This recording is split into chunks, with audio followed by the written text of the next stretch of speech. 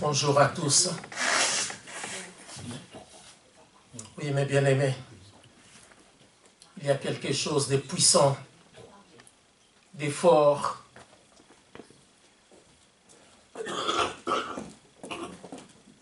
de se rassembler au nom de notre Seigneur et Sauveur Jésus-Christ. La parole de Dieu nous dit, là où 2 ou 3 sont réunis au nom de Jésus-Christ, il est là parmi eux. Le Seigneur Jésus-Christ est avec nous. Oui, mes bien-aimés, vous êtes prêts pour la parole de Dieu? Oui. Amen. Je vous invite de lire les passages d'Ésaïe. Ésaïe chapitre 55.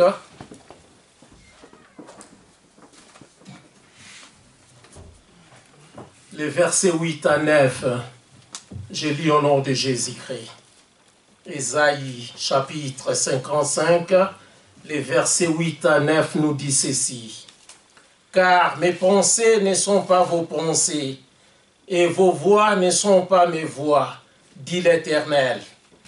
Autant les cieux sont élevés au-dessus de la terre, autant mes voix sont élevées au-dessus de vos voix, et mes pensées au-dessus de vos pensées.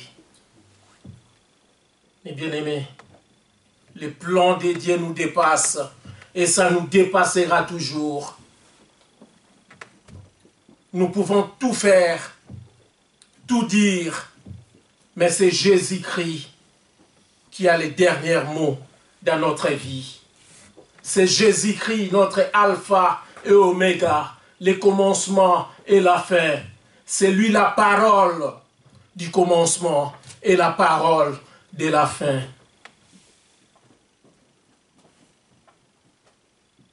Quel que soit ce que nous traversons, mes bien-aimés, bonheur, malheur, maladie, guerre, catastrophe naturelle, épidémie, attaque de l'ennemi,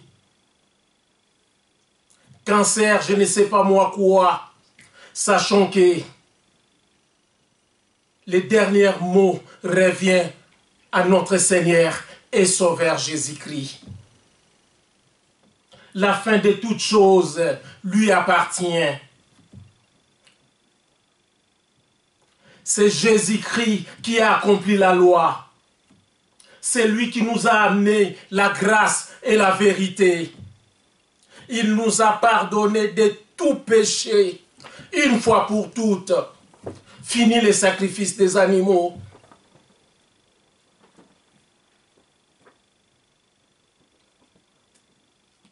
Il nous a donné le salut éternel. Il nous a justifiés devant Dieu le Père. Oh, qu'il est bon, qu'il est merveilleux. Notre Jésus-Christ de Nazareth, le vrai Dieu, le véritable. C'est lui le Rédempteur, mes bien-aimés. Job, malgré sa souffrance, il a dit, mais je sais que mon Rédempteur est vivant et c'est lui qui s'élèvera le dernier sur la terre.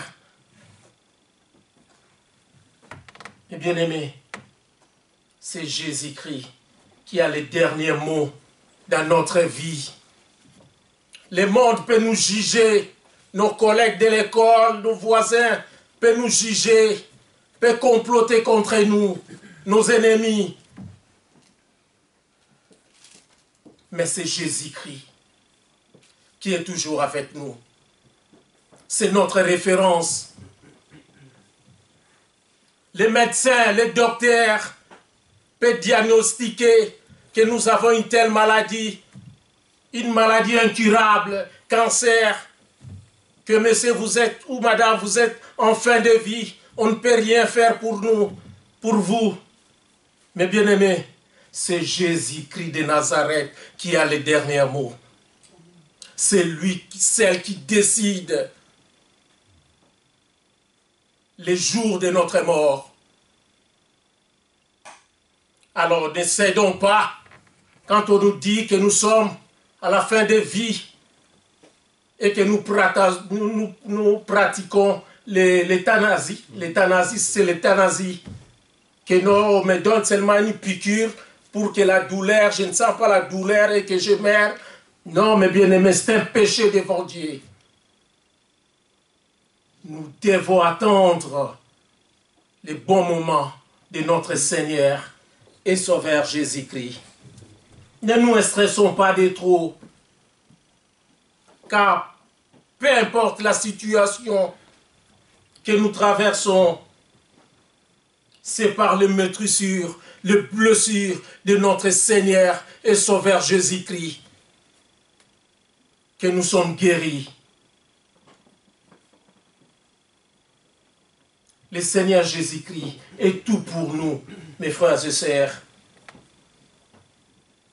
C'est lui qui a vaincu Satan, c'est lui qui a vaincu la mort. Et c'est lui, notre résurrection. Vous ne voulez pas ressusciter un jour? C'est Jésus-Christ, notre résurrection, mes bien-aimés. Ce n'est pas les gens de ce monde.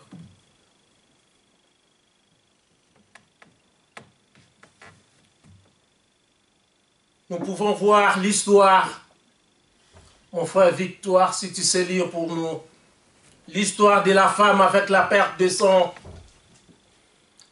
Dans l'évangile selon Marc, chapitre 5, les versets 25 à 34. Marc 5, versets 25 à 34. C'est une histoire remplie d'espoir, de patience et d'une foi ferme.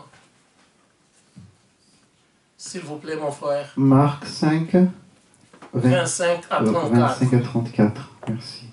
Au nom de Jésus.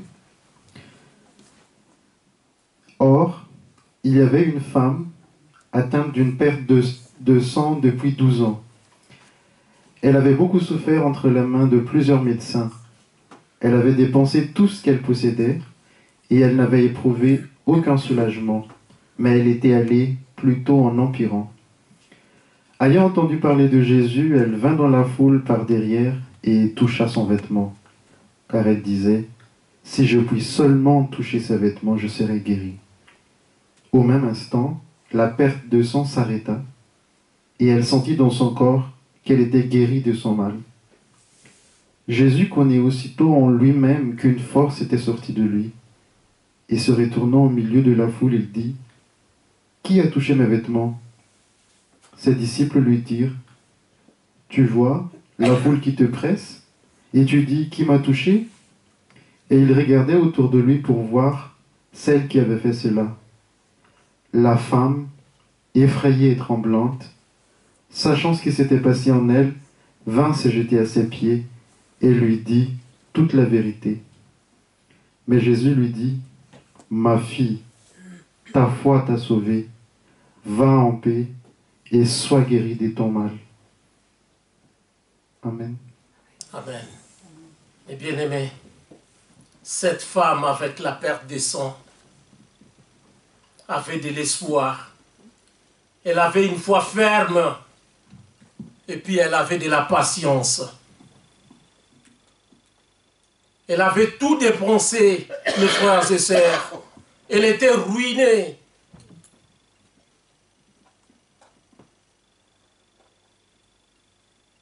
Mais cette femme a osé. Elle a eu du courage.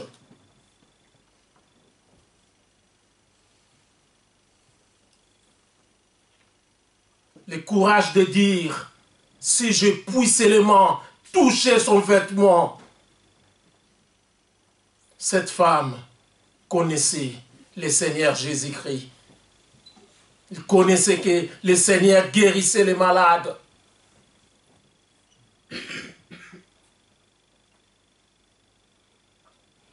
Mais bien-aimés, selon la loi de Moïse, cette femme devait rester à l'écart de Jean avec sa perte de sang.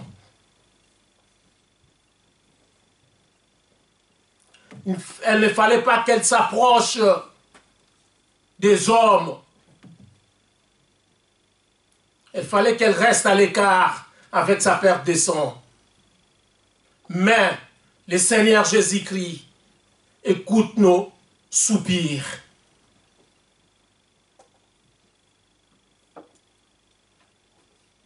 Seigneur Jésus-Christ a écouté les soupirs de cette femme. Et il avait permis à cette femme de se camoufler dans la foule pour toucher son vêtement et guérir. Cette femme a osé. Elle a eu du courage. Mes frères et sœurs, est-ce que nous aussi, nous avons ce courage-là? Quand on nous dit de servir Dieu, de suivre le Seigneur Jésus-Christ, est-ce que nous avons ce courage-là? Est-ce que nous osons?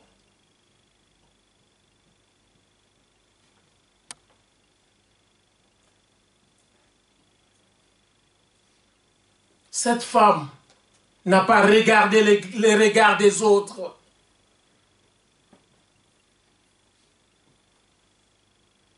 Elle avait vraiment risqué, parce que s'il y avait quelqu'un qui la reconnaissait, que c'est une femme avec la perte de sang, on devait la lapider, on devait l'humilier publiquement, selon la loi de Moïse. Mais cette femme a vu sa guérison, il a vu sa guérison, il a vu le Seigneur, il n'a pas vu, il n'a pas regardé les obstacles.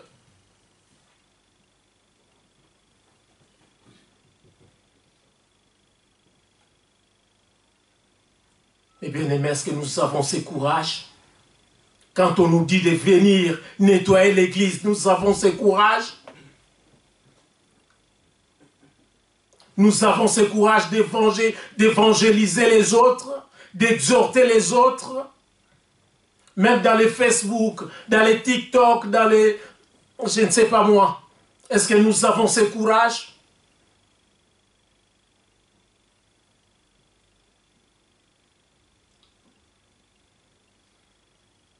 Ayons ce courage, mes frères et sœurs. Cette femme a osé. Elle avait eu ce courage. Si je puisse seulement toucher son vêtement, je serai guéri. Quelle foi, mes frères et sœurs. Quand nous sommes malades, qu'est-ce que nous disons? Cette femme n'a pas baissé les bras. Quand nous sommes malades, est-ce que nous décourageons?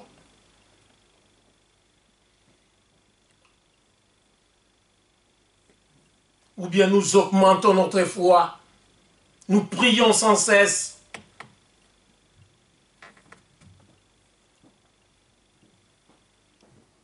Dans chaque problème, mes frères et sœurs, regardons la croix de notre Seigneur et Sauveur Jésus-Christ. C'est cette croix qui nous a sauvés.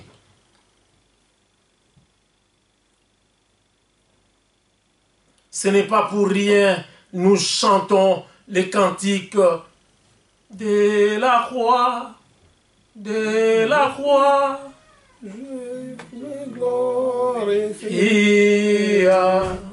jusqu'au jour où devant moi s'ouvrira la vie.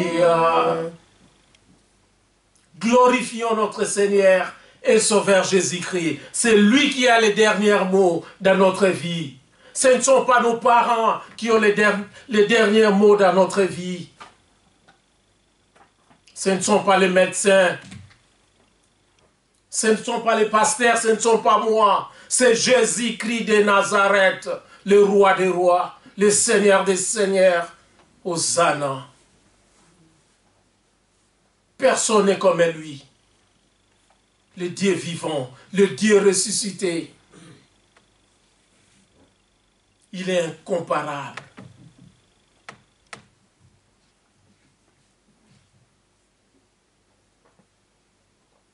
Nous pouvons échouer à l'école, nous pouvons réussir, mais c'est Jésus-Christ qui a les derniers mots dans notre vie.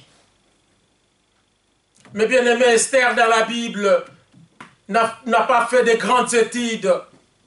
Elle était qu'une servante simple. Mais la grâce de Dieu l'a transformée à une reine. Dieu est merveilleux. Il a toujours un plan merveilleux pour vous, mes frères et sœurs. Pour moi aussi, il a un plan merveilleux, mes frères et sœurs.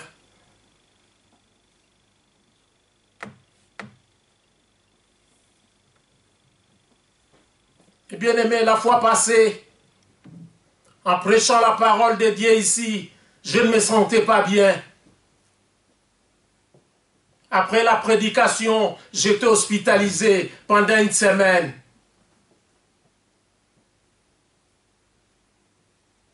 À l'hôpital, je pleurais.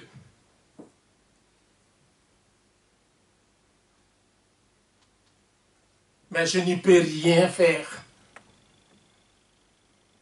C'est Jésus-Christ qui a toujours les derniers mots.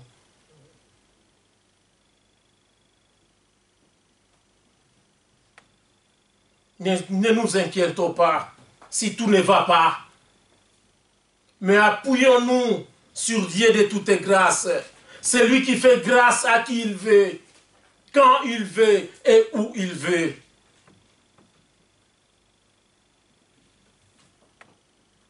La grâce est toujours, la faveur de Dieu est toujours là pour nous, mes frères et sœurs. Ne disons pas que si tout ne va pas bien, que Dieu nous a abandonnés. Non, mes frères et sœurs. Il est toujours avec nous, ses enfants, ses fidèles. Nous devons impressionner le Seigneur Jésus-Christ par notre foi, notre courage et notre persévérance. C'est ça que Dieu veut de nous.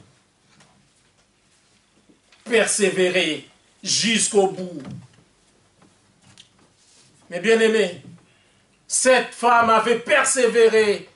Elle avait sa foi et son courage.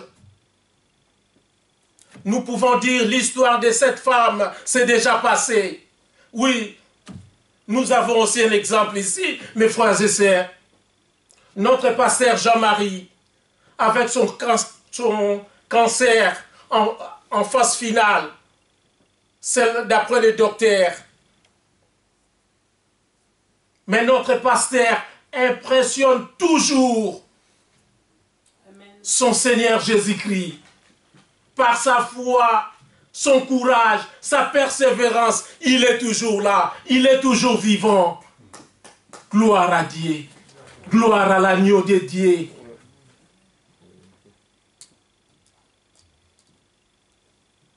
Nous devons impressionner notre Seigneur et Sauveur Jésus-Christ par nos offrandes, par les services de l'Église.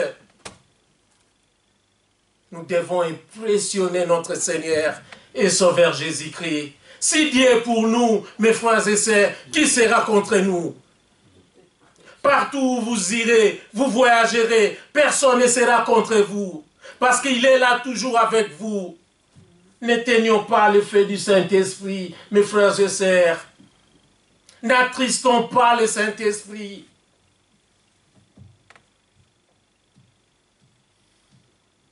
Touchons le Seigneur Jésus-Christ. Aujourd'hui, nous ne pouvons pas toucher le vêtement de notre Seigneur Jésus-Christ, mais nous pouvons toucher sa parole, qui est la Bible. Nous pouvons toucher ses promesses. Il nous a beaucoup promis, mes frères et sœurs. Et avec Jésus-Christ, nous régnerons. Avec Jésus-Christ, nous sommes plus que vainqueurs. Alléluia. Amen. Eh bien, les faits et la réalité sont deux choses différentes. Les faits peuvent nous amener à douter. Toujours des doutes, des doutes, des doutes.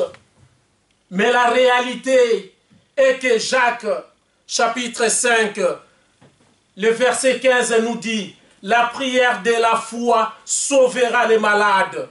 Amen. Et le Seigneur les relèvera. Alléluia.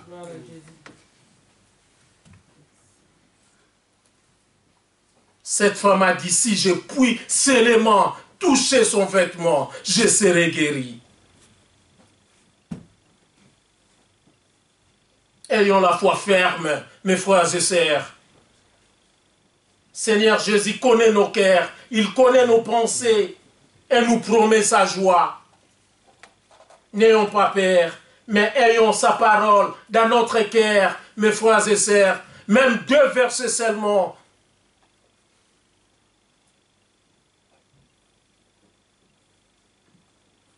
Quand nous sommes malades, oh Seigneur, c'est par tes blessures que nous sommes guéris. C'est par tes maîtrisures que nous sommes guéris, papa. Je laisse tout entre tes mains.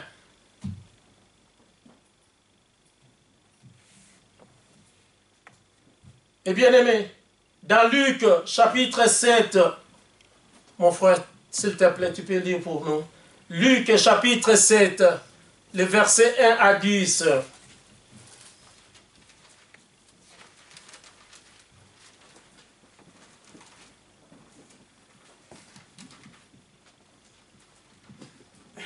Luc chapitre 7, versets 1 à 10. Au nom de Jésus. Après avoir achevé tous ses discours devant le peuple qui l'écoutait, Jésus entra dans Capernaüm. Un centenier avait un serviteur auquel il était très attaché et qui se trouvait malade sur le point de mourir. Ayant entendu parler de Jésus, il lui envoya quelques anciens des Juifs pour le prier de venir guérir son serviteur.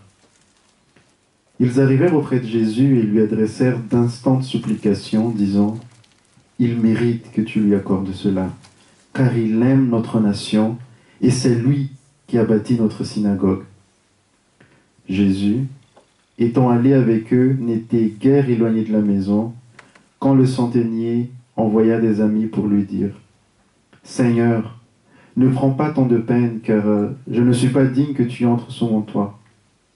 C'est aussi pour cela que je ne me suis pas cru digne d'aller en personne vers toi. Mais dis un mot, et mon serviteur sera guéri. Car moi qui suis soumis à des supérieurs, j'ai des soldats sous mes ordres, et je dis à l'un va, et il va. À l'autre viens, et il vient. Et à mon serviteur fais cela, et il fait. Lorsque Jésus entendit ces paroles, il admira le centenier. Et se tournant vers la foule qui le suivait, il dit, « Je vous le dis, même en Israël, je n'ai pas trouvé une aussi grande foi. » De retour à la maison, les gens envoyés par le centenier trouvèrent guéri le serviteur qui avait été malade. Amen. Amen. Oui, mes frères et sœurs, ayons une grande foi. Même de loin, le Seigneur Jésus-Christ sauvera nos familles, nos collègues. Le Seigneur Jésus-Christ sauvera ce monde si nous avons une grande foi. Mes frères et sœurs, qui a les derniers mots dans notre vie? Jésus-Christ. Amen. Même nos parents nous interdisent de venir au culte, de venir glorifier le Seigneur Jésus-Christ. Nos parents vont mourir.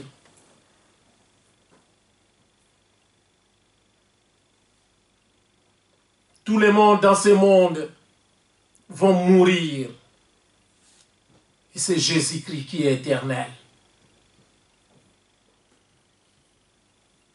Mes frères et sœurs, ne suivons pas le monde. Suivons le Seigneur et Sauveur Jésus-Christ. La parole de Jésus-Christ n'a pas de retour. Elle est sans appel.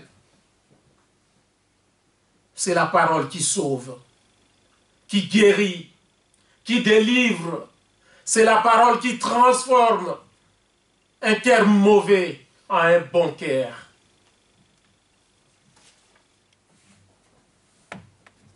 Mes frères et sœurs, ça nous ne pouvons pas les lire à cause du temps. Nous connaissons tous l'histoire de Simon-Pierre avec ses collègues quand il faisait la pêche toute la nuit. Ils n'avaient rien reçu, mes frères et sœurs, même pas un poisson. Ils avaient échoué totalement. Mais il fallait que le Seigneur arrive dans cet endroit pour dire un mot. Et Simon avec ses collègues, ils ont rempli la barque avec des poissons. Ils ont même invité leurs collègues de venir remplir. Mais bien aimés, c'est Jésus-Christ qui a les derniers mots.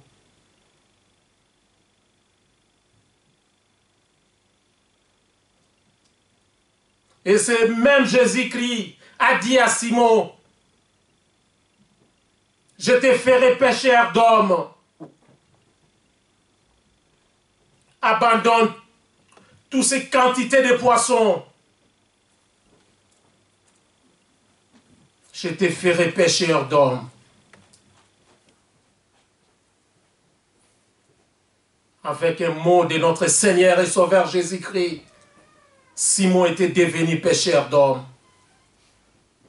Il était devenu puissant, fort. Mais bien aimés, qu'est-ce qui nous empêche de bien suivre notre Seigneur et Sauveur Jésus-Christ? Qu'est-ce qui nous coince de venir souvent au culte, à la réunion à l'étude biblique? Qu'est-ce qui nous coince, mes frères et sœurs?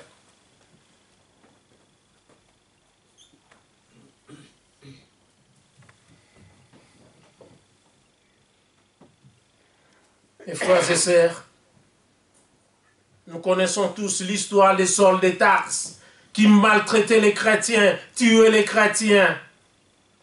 Mais les jours où il avait rencontré le Seigneur et Sauveur Jésus-Christ,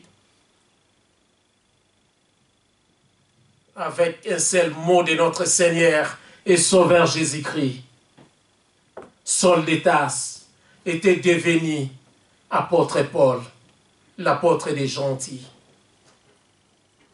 C'est Jésus-Christ qui a les derniers mots.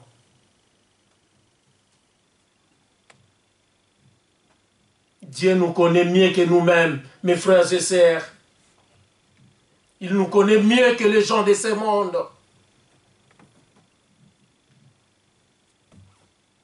C'est lui le maître des temps et des circonstances. Il change tout à un clin d'œil. Il change tout. Accrochons-nous à ces dieux, mes frères et sœurs. Aimons et obéissons à cette parole qui est Jésus-Christ. Le Dieu qui ne changeait pas, il est le même hier, aujourd'hui et éternellement. Hosanna.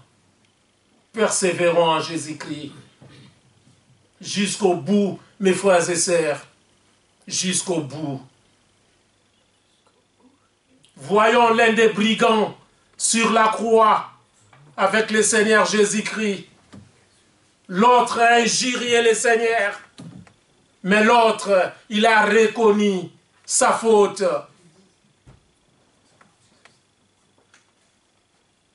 Et vous connaissez la parole de Dieu envers cet homme? Toi et moi,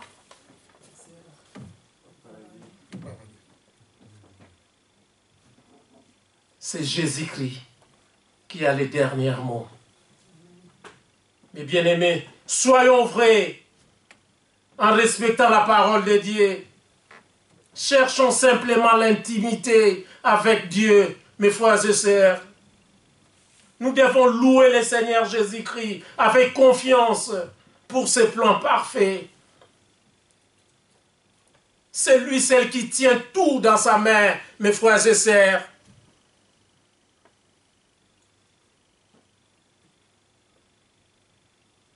Restons toujours à notre poste, comme Habakkuk.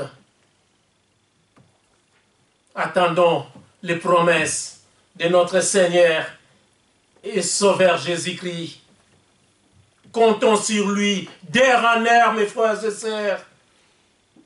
Tant que dire les combats, que l'on vive ou que l'on meurt, comptons sur le Seigneur et Sauveur Jésus-Christ. Il est parti pour nous préparer une place auprès du Père. Et jusqu'à aujourd'hui, il intercède pour nous. Jésus-Christ revient bientôt. C'est lui qui a les derniers mots, mes frères et sœurs. Accrochons-nous, parce qu'il n'a pas encore dit son dernier mot.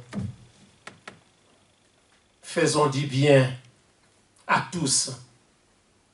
Pardonnons nos ennemis.